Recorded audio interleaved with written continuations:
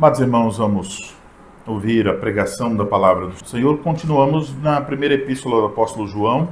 Chegamos ao capítulo de número 3. E nessa manhã vamos dar atenção aos versículos 13 a 15 do capítulo 3. Porém, vamos iniciar a nossa leitura desde o início do capítulo 3, o versículo 1. 1 João, capítulo 3, versículo 1. Vede que grande amor nos tem concedido o Pai, a ponto de sermos chamados filhos de Deus.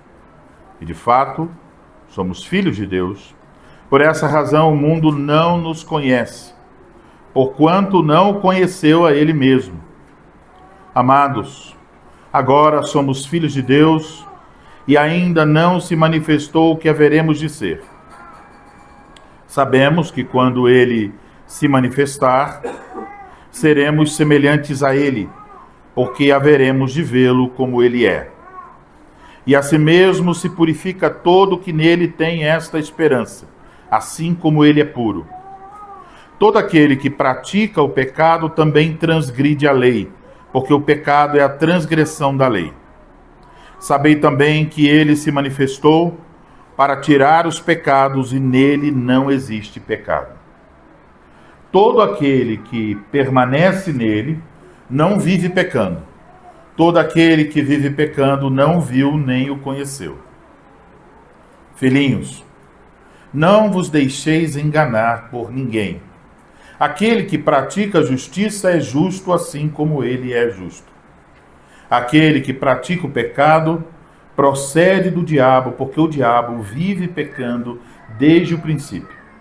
Para isto se manifestou o Filho de Deus, para destruir as obras do diabo. Todo aquele que é nascido de Deus não vive na prática de pecado, pois o que permanece nele é a divina semente. Ora, esse não pode viver pecando, porque é nascido de Deus. Nisto são manifestos os filhos de Deus e os filhos do diabo. Todo aquele que não pratica a justiça não procede de Deus, nem aquele que não ama seu irmão. Porque a mensagem que ouvistes desde o princípio é esta, que nos amemos uns aos outros. Não segundo Caim, que era do maligno e assassinou a seu irmão. E por que o assassinou? Porque as suas obras eram más e as de seu irmão justas. Agora o texto da pregação, versículos 13 a 15. Irmãos, não vos maravilheis se o mundo vos odeia. Nós sabemos que já passamos da morte para a vida, porque amamos os irmãos. Aquele que não ama permanece na morte. Todo aquele que odeia seu irmão é assassino. Ora, vós sabeis que todo assassino não tem a vida eterna permanente em si. Até aí, a leitura da palavra do Senhor. Nós vamos orar e pedir a bênção do Senhor mais uma vez. Ó Senhor Deus, engrandecido, louvado seja o teu nome santo, Senhor, por todas as tuas dádivas, pelo privilégio que tivemos já nessa manhã de orar, de ler a tua palavra, de cantar os salmos. Quanto privilégio nós temos diante do Senhor. Somos gratos, Senhor, por essas dádivas da tua mão. Agora, Senhor, nós vamos ouvir a exposição da tua palavra. É nosso desejo, nossa esperança, a nossa oração é para que o Senhor nos fale por meio do ministro da tua palavra. Sejamos capazes de ouvir a voz bendita do nosso Senhor Jesus Cristo por meio dele. Ajuda-nos, então, Senhor, para que os nossos olhos e ouvidos estejam totalmente voltados para o teu Filho Jesus Cristo e que pelo teu Espírito Santo, ao ouvirmos a tua palavra, a nossa vida seja conformada à tua vontade. Acrescenta-nos, Senhor, a fé, o amor e a esperança nesta manhã. Oramos em nome de Cristo, para a glória do teu nome e o bem da tua igreja. Amém. Amém. Amados irmãos em nosso Senhor Jesus Cristo, nessa parte da carta, como já observamos no último sermão, o apóstolo João está preocupado em demonstrar que nós podemos identificar os filhos de Deus e os filhos do diabo através de um teste simples e prático. Podemos chamar esse teste de o teste do amor. João diz aos seus leitores que aquele que não ama seu irmão não procede de Deus. E ele então oferece uma ilustração de que o amor ou a falta do amor é um indicativo da filiação espiritual de alguém. João faz com que nossos olhos se voltem para um personagem específico, o primeiro ser humano que nasceu neste mundo, Caim. Caim, cheio de ciúmes e ódio em seu coração, matou violentamente o seu irmão, Abel. Agora observem, essa história não é contada para dizer que quando Caim matou Abel, Caim se tornou um filho do maligno. Pelo contrário. O que João está dizendo é, o fato de Caim ter matado Abel é uma evidência, um sinal de que Caim era um filho do maligno. As obras de Caim eram injustas e ele não pôde suportar as obras justas de Abel. Quando Caim matou Abel, ele demonstrou de quem realmente ele era filho. Qual era a sua filiação espiritual? No entanto, João nos diz que os filhos de Deus são diferentes. Eles têm ouvido desde o princípio a mesma mensagem. E a mensagem é que nos amemos uns aos outros. Como já aprendemos, essa mensagem desde o início significa que essa é a mensagem que está por toda a Bíblia. Inclusive na história de Caim e Abel. Por toda a Escritura, por todo o Evangelho. Deus nos ensina claramente. Se você é um filho de Deus, aqui está um sinal de sua filiação. Você vai amar os seus irmãos. E como observamos, João tem em mente aqui o amor que nós devemos uns aos outros na igreja de Cristo. Dizendo de outra forma, a igreja é a família de Deus. Então pense, em uma família terrena, é possível que haja ódio entre irmãos. Talvez algum de vocês sofreram isso em algum momento de suas vidas. Mas você pode olhar de novo para a história de Caim e Abel e dizer, é verdade, um irmão aqui na terra pode odiar o seu irmão. Mas João está dizendo, mas existe uma família onde o ódio pelo irmão não é admissível. Uma família cuja marca é o amor uns pelos outros. Nossa passagem dessa manhã, dos versículos 13 ao 15, João continua desenvolvendo esse tema do amor, apresentando alguns novos aspectos para os quais devemos prestar atenção. É por isso, então, que eu vos anuncio a palavra de Deus nessa manhã sob o seguinte tema: o amor é um sinal vital de que somos filhos de Deus. Isso é o tema. O amor é um sinal vital de que somos filhos de Deus. Ao olhar, então, para esses versículos, 13 a 15, precisamos ainda ter em mente essa história de Caim e Abel. No versículo 13, João nos diz que a história de Caim e Abel nos revela algo ainda mais amplo sobre a antítese entre os filhos de Deus e os filhos do diabo. Então precisamos olhar um pouco mais para esses dois homens. Vamos pensar de novo, são os dois filhos de Adão e Eva, o primeiro filho, o segundo filho, nasceram depois da queda. E então você pode lembrar as palavras de Gênesis 3,15, depois da queda. Deus fez a promessa que o descendente da mulher esmagaria a cabeça da serpente. Então, lemos em Gênesis 4. Eva concebeu e deu à luz a Caim. Então disse: adquiri um varão com o auxílio do Senhor. As palavras de Eva expressam uma alegria, um entusiasmo. Parece que Eva ficou muito entusiasmada com a ideia de que esse menino, Caim, pode ser o descendente que vai esmagar a cabeça da serpente. Muita expectativa sobre Caim.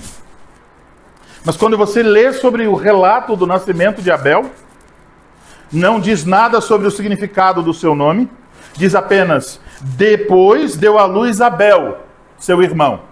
O papel de Abel na história é ser o irmão de Caim. O protagonista parece que é Caim. Então Abel não tem muita importância no capítulo 4. Mas isso é só aparência. Porque quando você olha para o restante das Escrituras, quando você chega a Hebreus capítulo 11, você vai encontrar no versículo 3 algo sobre Abel. Diz: pela fé, Abel ofereceu a Deus mais excelente sacrifício do que Caim, pelo qual obteve testemunho de ser justo, tendo a aprovação de Deus quanto às suas ofertas. Então, eis o que a Escritura diz sobre Abel. Ele é um homem crente, ele crê, ele confia no Senhor. Ele é um homem justo, ele procura andar de acordo com a vontade do Senhor.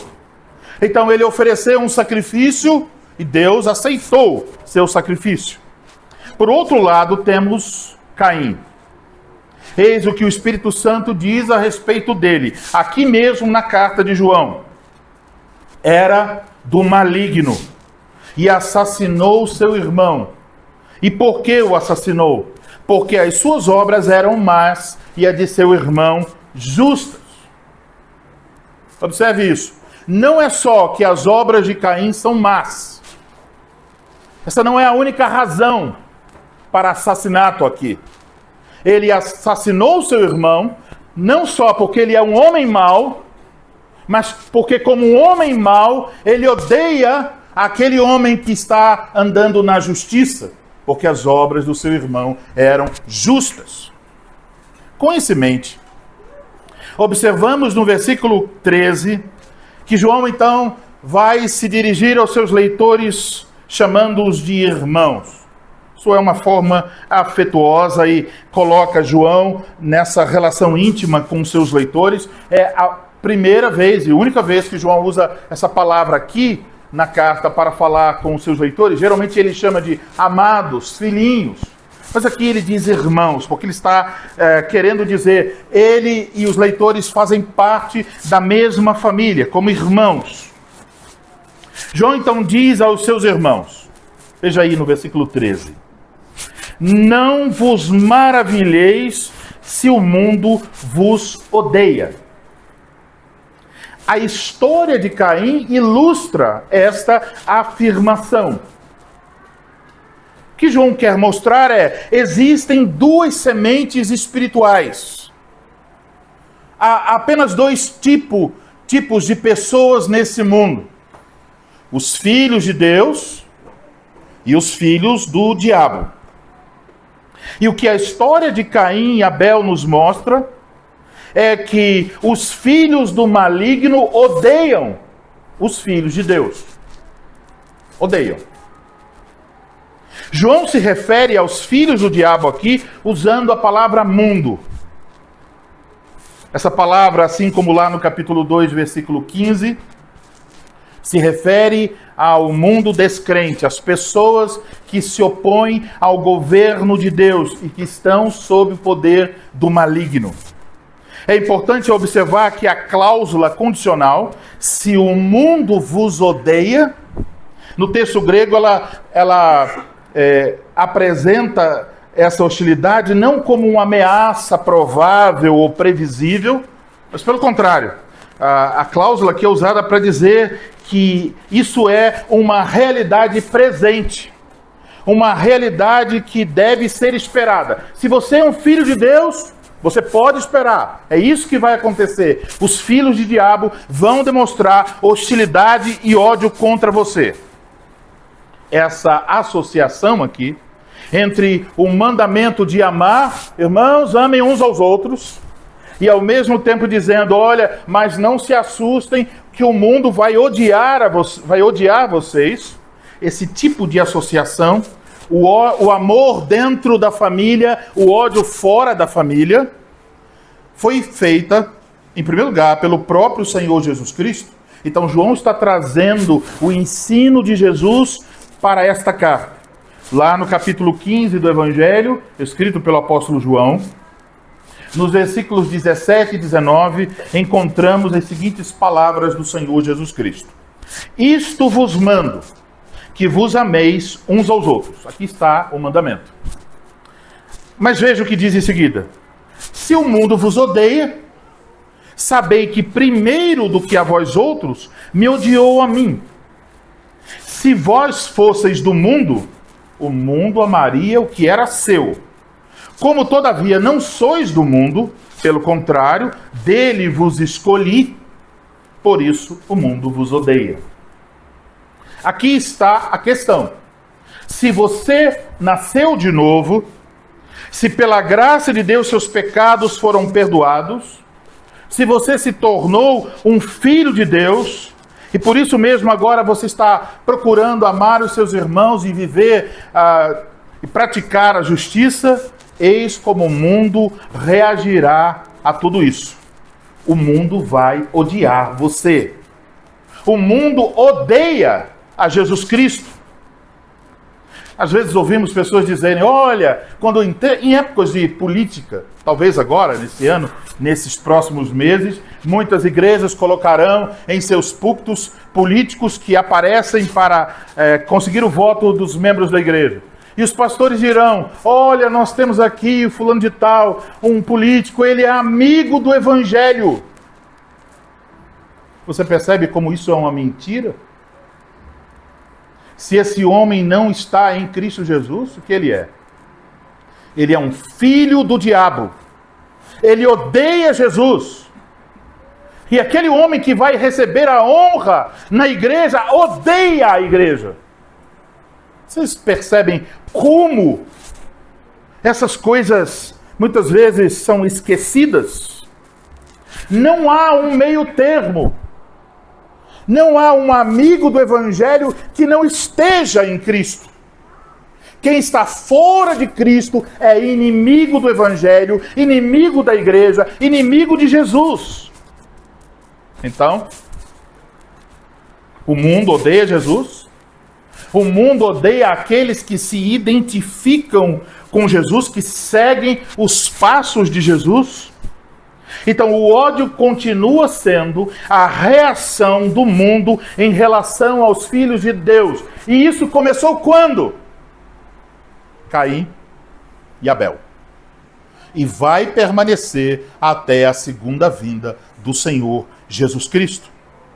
Por isso, o apóstolo João está dizendo aos seus leitores, meus irmãos, não se surpreendam com isso. Que o mundo demonstra a vocês ódio. Você é um filho de Deus. Assim como Caim odiou Abel, o mundo odiará você. Não se assuste. Não fique preocupado. Não se admire, isso não é novo. Começou lá, nas primeiras páginas da Bíblia. Assim como o amor é a característica dos filhos de Deus, o ódio é a resposta natural do mundo contra os filhos de Deus. E você pode ver isso na história da igreja. Você pode ver isso na história da igreja no Antigo Testamento, no Novo Testamento e depois disso. O diabo sempre está instigando seus filhos contra os filhos de Deus. Então, se você é um filho de Deus, não deve esperar algo diferente disso. Ouçam o que o Espírito Santo diz pela pena de Pedro, a primeira carta de Pedro, capítulo 4, versículos 12 a 13. Amados, não estranheis o fogo ardente que surge no meio de vós, destinado a provar-vos, como se alguma coisa extraordinária vos estivesse acontecendo. Veja, ele está dizendo a mesma coisa que João. Não estranhem. Não se admire, como se fosse uma coisa extraordinária vocês receberem o ódio do mundo.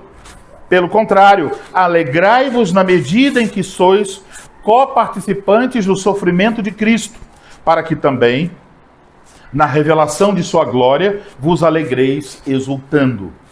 Portanto, se você está esperando a aceitação das pessoas desse mundo, se você deseja que as pessoas desse mundo amem você, que elogiem o seu modo de vida, que aceitem seus valores, você não está vendo as coisas da perspectiva bíblica.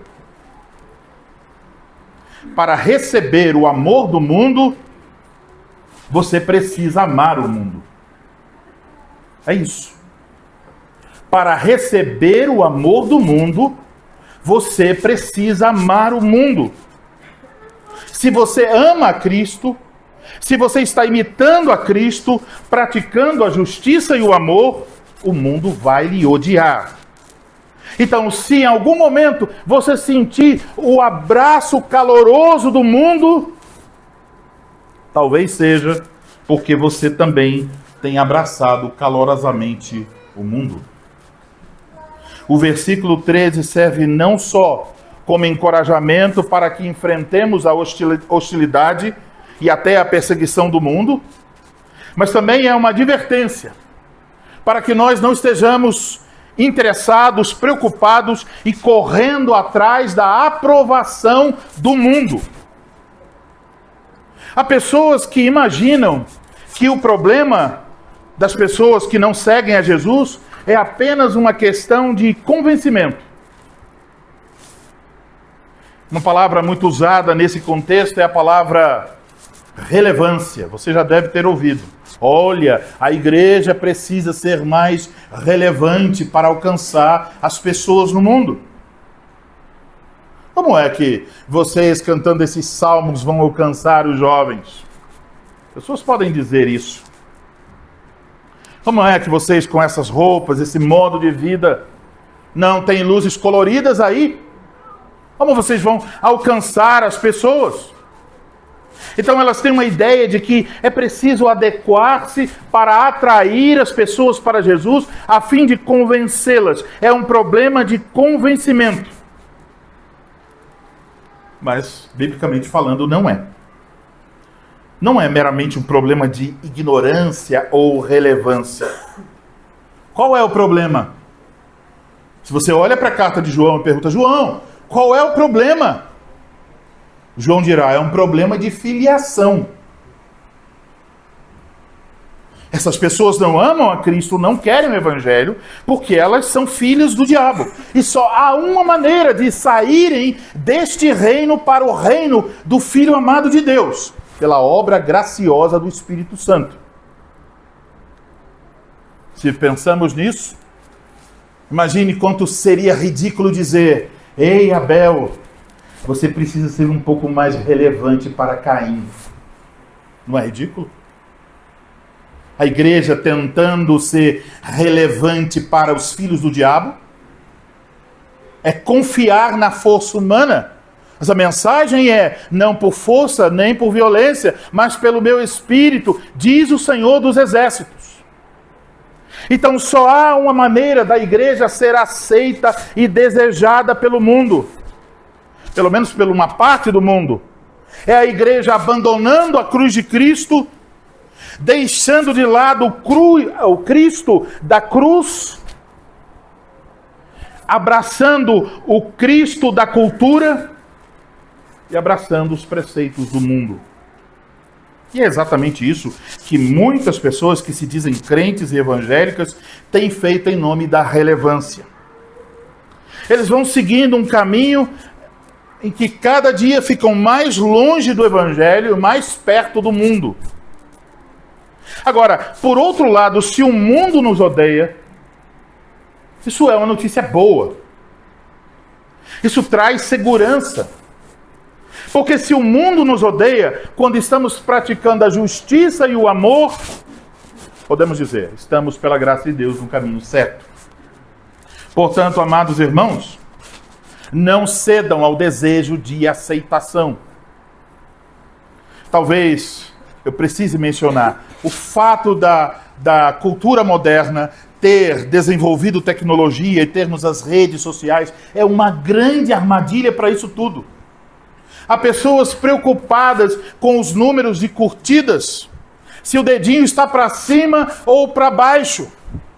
E então, se você vai correr o risco de dizer assim, olha, quando eu coloco aqui uma roupa, mostro minha roupa, várias curtidas. Quando eu mostro minha Bíblia, pessoas estão assinalando para baixo. É melhor não mostrar mais a Bíblia.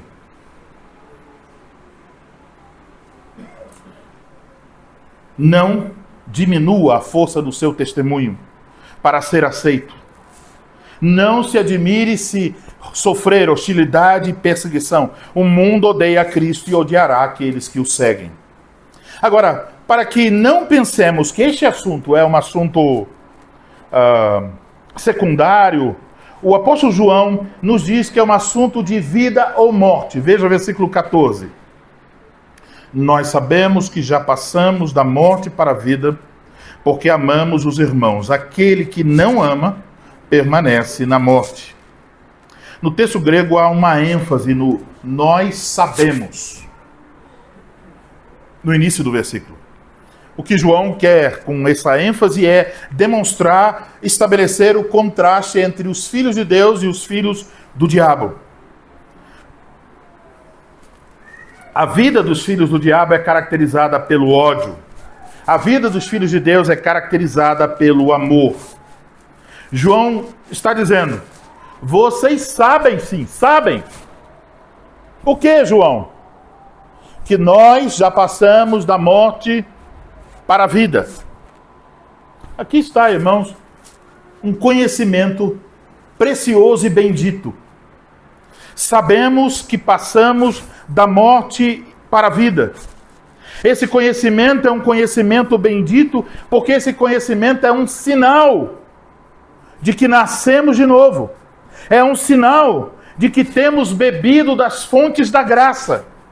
Eis o que sabemos. Sabemos, passamos da morte para a vida.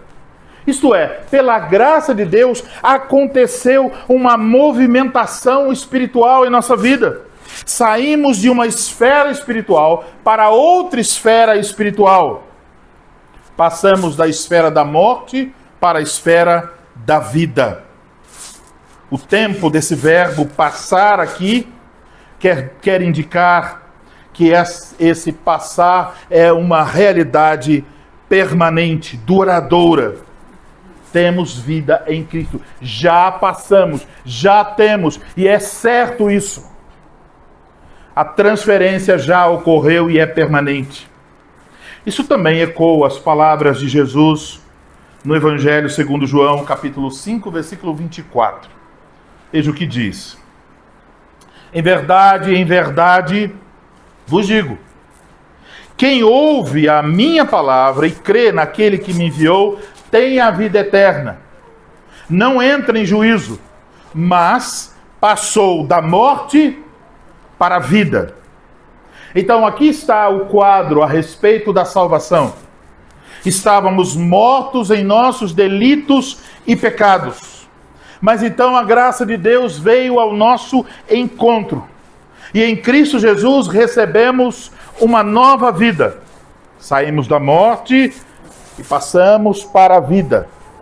Então essa vida não é a vida física, mas a vida em Deus, a vida espiritual. Nascemos de novo. Agora, como alguém pode ter a certeza que nasceu de novo? A resposta: porque amamos os irmãos. Esse porquê aqui está relacionado com o verbo sabemos. Isso quer dizer, a vida eterna não é conquistada quando nós amamos os irmãos.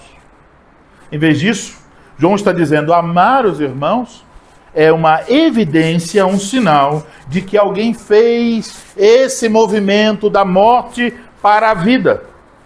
E, mais uma vez, devemos observar o tempo verbal do verbo amar.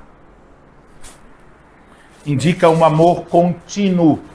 Então não é uma coisa de ter um sentimento aqui e outro acolá, mas de um modo de vida. esse modo de vida agora em Cristo Jesus é amar os irmãos. Por outro lado, a ausência do amor cristão, diz João, indica que alguém não passou para o estado de vida espiritual. A pessoa que não ama continuamente, que odeia continuamente, é alguém que ainda está no reino da morte espiritual. Então veja a seriedade dessas palavras.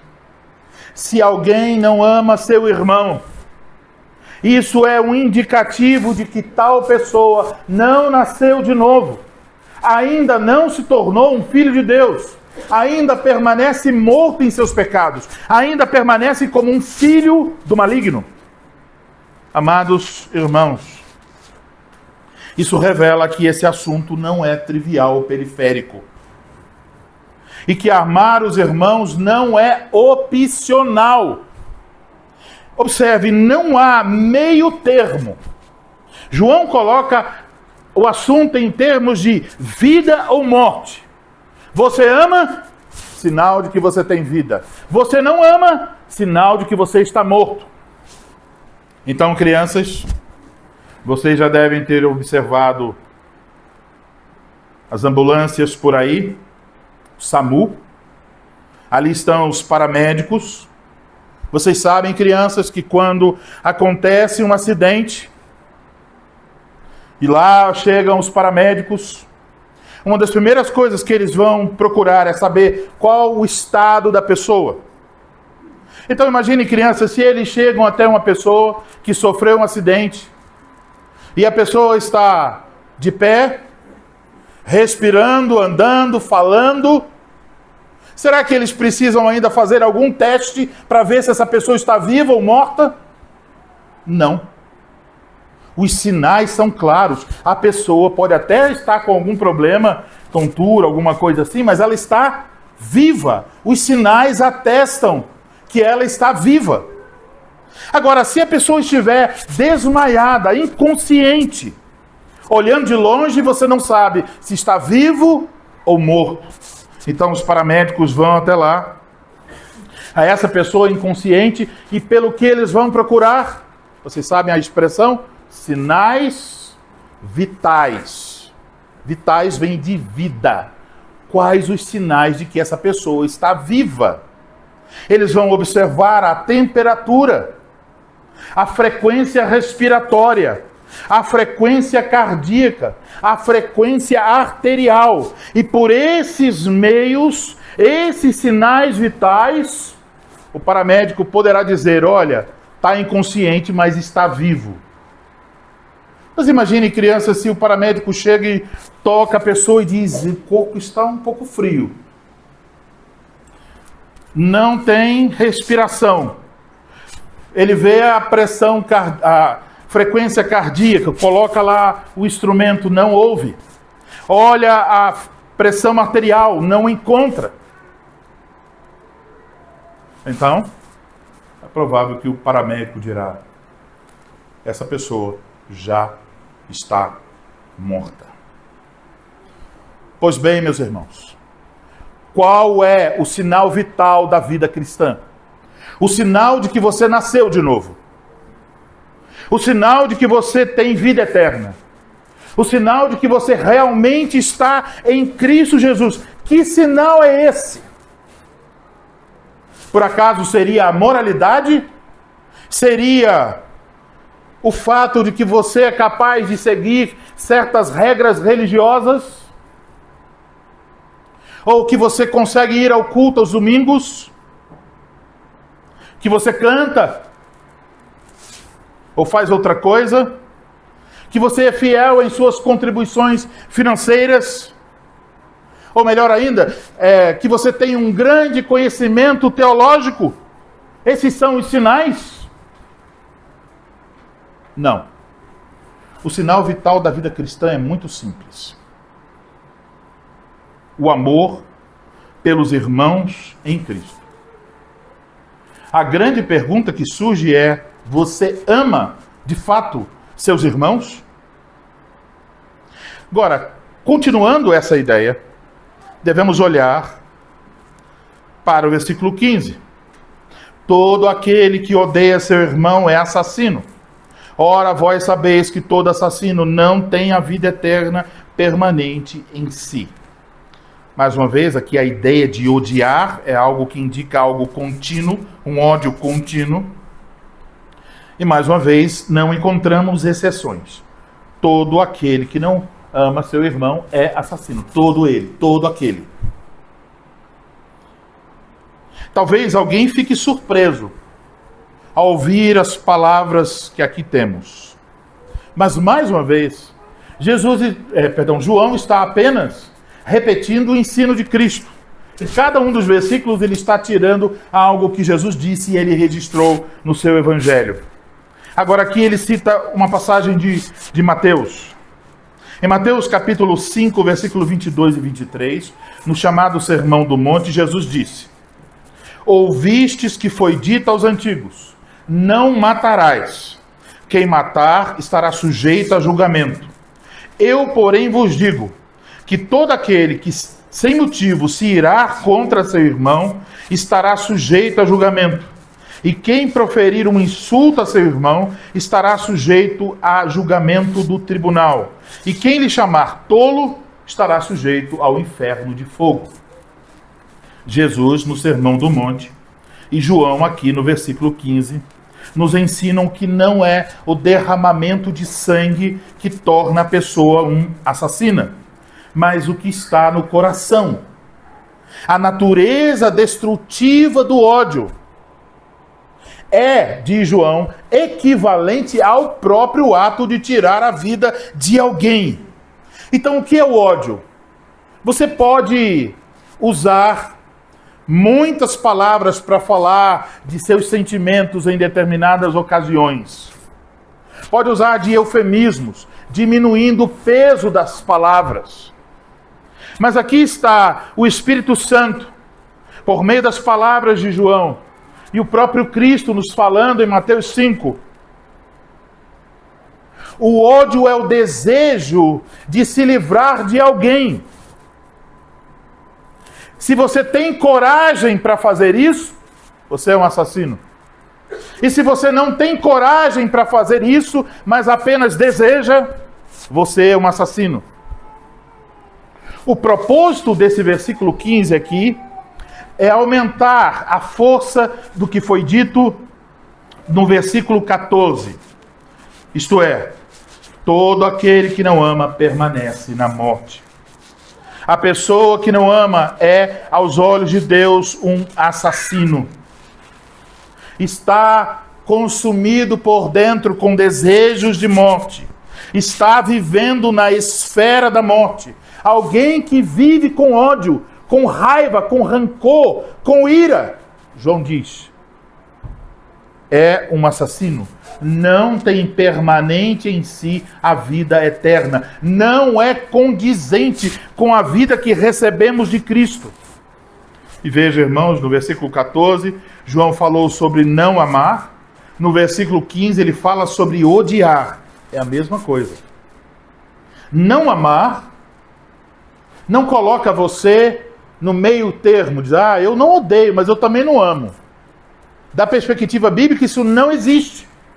Se você não ama, você odeia. E se você odeia, você é um assassino. Se você é um assassino, você não tem a vida de Cristo em você. Portanto, irmãos, a atividade mais clara da vida espiritual, o sinal mais evidente da nossa salvação em Cristo. Pense sobre isso. O sinal mais evidente de que você de fato recebeu o dom da vida de Deus. Qual é? O seu amor pelos seus irmãos. Eis o teste decisivo. A questão de vida ou morte. Ou você está de um lado ou de outro. Não há como ficar em cima do muro. Se você não possui esse sinal, você pode ter um bom discurso cristão. Você pode ser membro de uma igreja. Mas no final, isso não passa de religiosidade vazia e infrutífera. E deixa eu dizer, essa religiosidade vazia e infrutífera pode ter um nome muito bonitinho. Reformada. Religiosidade reformada. Você pode ser membro de uma igreja reformada. Você pode saber mais sobre calvinismo do que o próprio Calvino. Você pode conhecer o nome de todos os grandes teólogos. Você pode se descrever de diversas formas. Sensacionista. Escolher os termos mais difíceis. Sobre filosofia. Evan Clarke, Evan Til. Os filósofos reformados. Qual linha você é? Você pode ter posições diferentes. Você pode ser amilenista ou pós-milenista. Você pode ter as mais belas doutrinas bíblicas corretas. Mas ainda assim ser apenas uma casca. Uma casca infrutífera. De um tipo de religião que está debaixo de maldição. Porque não tem a luz de Cristo. Não tem o amor de Cristo. Se você vai até as redes sociais, você vai encontrar isso aos montes.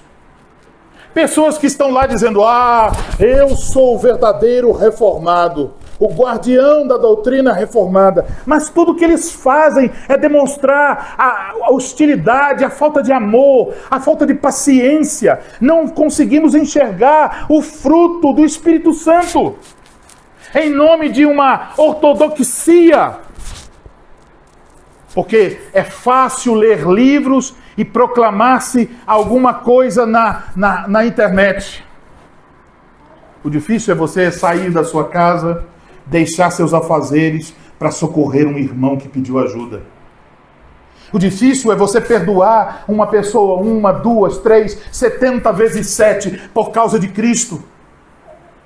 O difícil é você renunciar a si mesmo e colocar os outros como superiores a si mesmo. Estudar teologia você pode fazer sozinho. Mas amar o seu irmão você só pode fazer em Cristo Jesus, pelo poder do Espírito Santo, na graça de Deus. Entende isso? Então, o sinal da veracidade do nosso cristianismo não é que nós somos reformados. Não é porque conhecemos Calvino. Não é porque sabemos os 5 pontos. Não é porque cantamos salmos. Todas essas coisas são boas, mas não são o sinal da vida. O sinal da vida é prático, é simples, é objetivo. Você deve amar os seus irmãos. Isso significa que o primeiro local onde os frutos da salvação que recebemos deve se evidenciar é na igreja local, entre os seus irmãos. Aqui estão seus irmãos. Os irmãos a quem você pode servir. Os irmãos a quem com quem você pode se alegrar e chorar. Então percebam, irmãos, como isso vai na contramão daquela ideia de que podemos ser crentes sozinhos. Não podemos. A ideia parece ser que a igreja é apenas um lugar para ir, fazer alguma atividade religiosa num prédio e voltar para casa. Como se a religião cristã fosse apenas bater o cartão na cerimônia, na solenidade do culto. Então você volta para casa, estou livre, fiz a minha obrigação religiosa da semana. Não. É muito mais do que isso. Então devemos pensar sobre o tipo de igreja que precisamos ser por causa de Jesus Cristo, pelo que Ele fez por nós, pela salvação, pela vida que recebemos. Você deve olhar nessa manhã para as pessoas que estão ao seu redor e dizer: aqui estão meus irmãos. Esta é a minha família. É na relação com essas pessoas que deve se revelar a vitalidade da minha fé em Jesus Cristo. Pense sobre isso. Como é que vai revelar a vitalidade de sua fé? Na relação com as pessoas que estão aqui nessa manhã. Permitindo o Senhor, veremos no próximo domingo como é que esse amor se manifesta. Mas agora eu espero que vocês estejam convencidos de que a coisa mais básica sobre a veracidade da nossa vida em Cristo, o sinal vital que indica que nós somos filhos de Deus, é nosso amor uns pelos outros. Então, esse amor, esse assunto, deve ocupar a nossa mente. Deve ser tema de nossas orações e de nossas conversas. Deve ser objeto de nossa meditação. Devemos usar a imaginação para pensar como eu posso demonstrar amor aos meus irmãos. Como eu posso servi-los. Irmãos, lá fora, o mundo nos odeia. Mas a igreja deve ser um refúgio de amor.